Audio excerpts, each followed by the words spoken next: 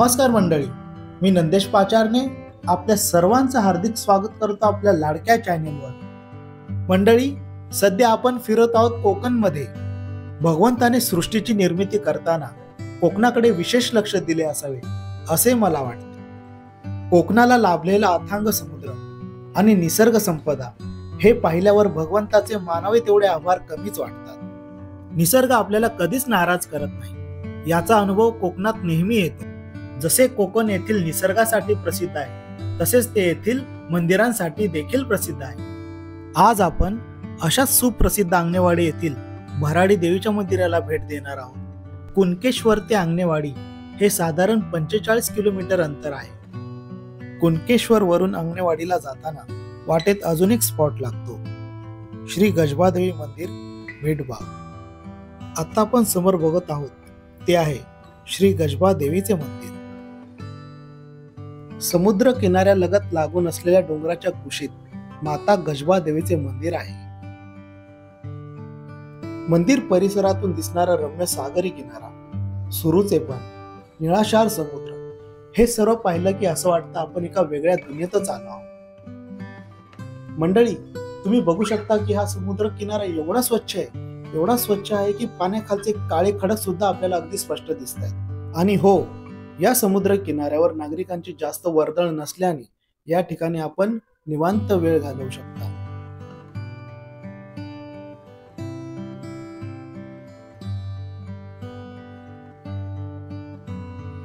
मंदिराच्या परिसरात एक सुंदर दीपमाळ आहे। वेळोवेळी या मंदिराचा जीर्णोद्धार करण्यात आला।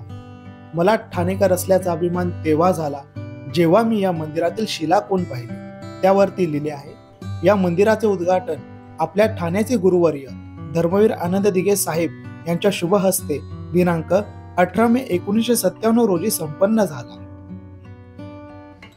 मंदिराच्या गाभाऱ्यात काळ्या पाषाणातील देवीची सुंदर मूर्ती आहे।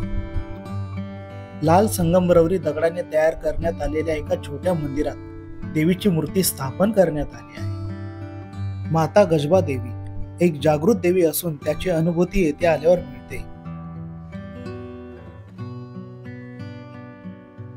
माता गजबा देवी आणि त्याच्या आजूबाजूचा परिसर म्हणजे देवगड तालुक्यात दडलेले एक रत्न असून प्रत्येकाने एकदा तरी येथे निश्चित भेट दिली पाहिजे।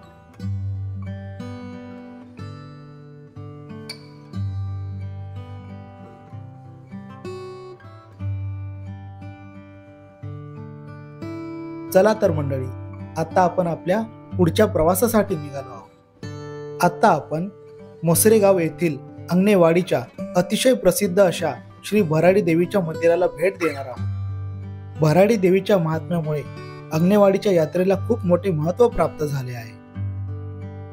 ही देवी तांदळाच्या वड्यातून भरडावर प्रकट झाली म्हणून या देवीला भराडी देवी असे म्हणतात, अशी आख्यायिका प्रसिद्ध आहे। नवसाला पावणाऱ्या देवीचे महात्म्य दिवसेंदिवस वाढत आहे। जत्रेला भाविकांची प्रचंड गर्दी असते। जत्रेची तारीख ठरवण्याची एक वेगळी पद्धत आहे। ग्रामस्थ देवीला कौल लावून शिकारीसाठी जातात। जेव्हा शिकार मिळते व तिचे ग्रामभोजन होते, त्यानंतर ग्रामस्थ येऊन चर्चा करून जत्रेचा दिवस निश्चित करतात। या वर्षी 2 मार्च 2024 रोजी जत्रेचा दिवस ठरला आहे।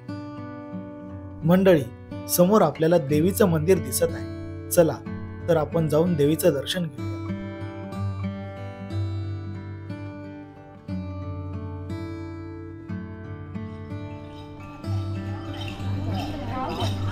आज बंद आहे का? किती वेळ अजून? म्हणजे असं मंडळी, आताच या ताईंकडनं आम्हाला असं कळलं की मंदिरामध्ये एक विशेष पूजा असल्याने आज दर्शन साधारण 1 तास तरी बंद आहे।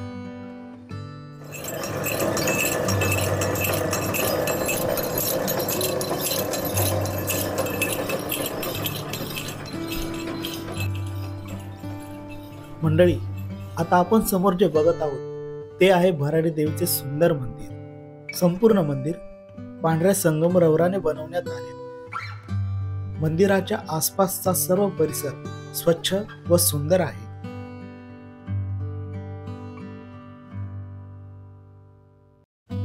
मंदिराच्या भिंतीवर सिंहावर बसलेली संतोषी मातेची मूर्ती दिसते. मंदिराच्या खांबावर केलेले सुंदर नक्षीकाम आपल्या नजरेस पडते. अलीकडच्या काळात या मंदिराचा जीर्णोद्धार करण्यात आला आहे. कोकणातील विशिष्ट कौलारू मंदिराप्रमाणेच याची रचना होती. लोकवर्गणीतून संपूर्ण मंदिर संगमरवराचे बनवण्यात आले आहे.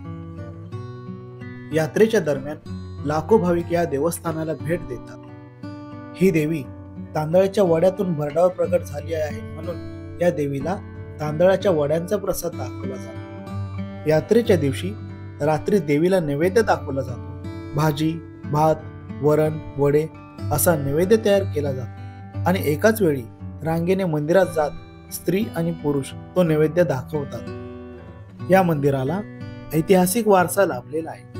पुण्याचे पेशवे श्रीमंत चिमाजी अप्पा यांनी मोहिमेमध्ये श्री भराडी देवीच्या कृपाशीर्वाद लाभल्यामुळे या मंदिराला काही जमीन दान दिली होती. मंदिराच्या आत व्हिडिओ शूटिंग करण्याची परवानगी नसल्यामुळे तेथे व्हिडिओ शूटिंग करता आली नाही. मंदिराच्या गाभाऱ्यात पाषाणरूपी देवीची मूर्ती आहे. यात्रेच्या दरम्यान देवीच्या मूर्तीला छान अशा वस्त्र अलंकाराने सजवले जाते. यात्रेसाठी येणाऱ्या चाकरमान्यांसोबत त्यांचा मित्रपरिवार सुद्धा मोठ्या प्रमाणात मुंबईवरून येथे येतो. कोकणातील मार्लेश्वर, कुणकेश्वर आणि अंगणेवाडी या यात्राही अत्यंत लोकप्रिय झाल्या आहेत. अशा प्रकारे अंगणेवाडीच्या भराडी देवीचा महिमा अगाध आहे. यात्रेनिमित्त मंदिराला छान सजावट केली जाते. व्हॉट्सअपच्या माध्यमातून मंदिराची छान सजावट केलेला एक व्हिडिओ माझ्यापर्यंत आला आणि आपल्याला मंदिराची सजावट पाहता यावी यासाठी तो व्हिडिओ मी येथे वापरत आहे.